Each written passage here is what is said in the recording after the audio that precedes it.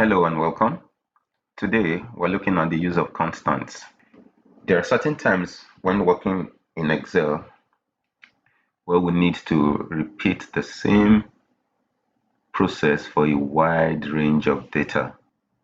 We are using the same value on the same kind of data for a large volume of data.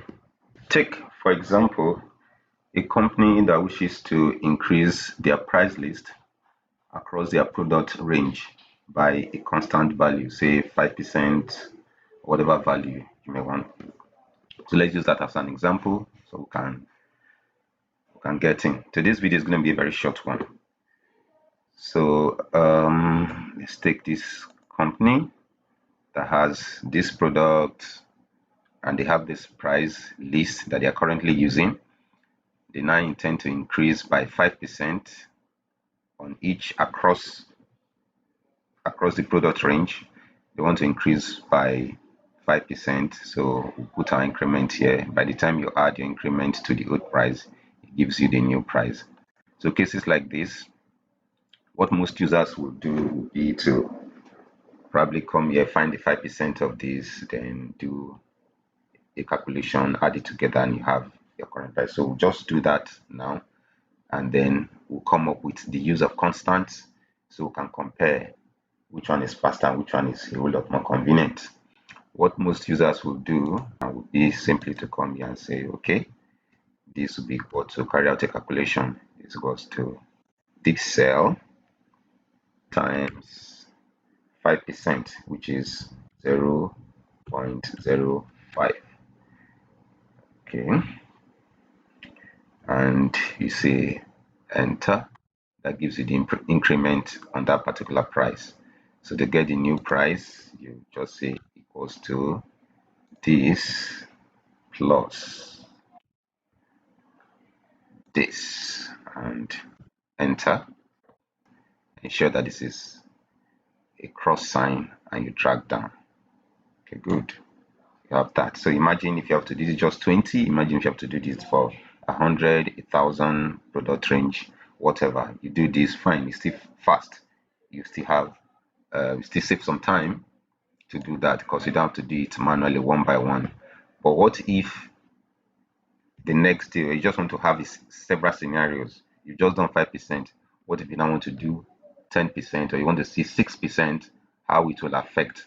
What will 6% be? What will 7% be? Or something like that. So does it mean you have to come here again, change this calculation from 0.75? If you want to check 0.7%, you go to 0.07. If you want to do percent, you go to 0.1 and all that. How often will you do that? So that is where constant comes in, and we'll just quickly demonstrate that now because I said it's going to be a short video, no waste of time. So another method would be, okay, so close this now. Let me just show you. Faster and better way would be to use constants. So let's say you create a cell. This is how you do the constant now. I just call this adjustment value. Okay, let's put the create a cell and put 0.05 there. That is equivalent, sorry, 0.05. Okay, that's equivalent to 5%.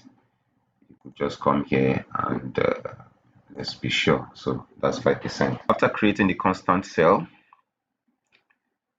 which is at this 5% here, you're now going to reference this cell straight by first coming and saying this is equal to, select the old price times, select the cell, and then press F4 on your keyboard.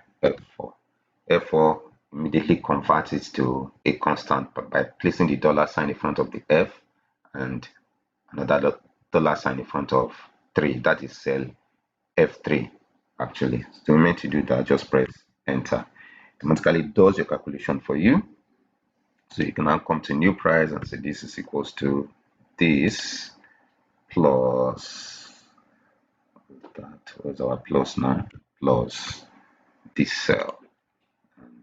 Enter. And the same way, I'll simply select and then wait for it to turn to a cross, a black cross sign, and drag down. You've done that.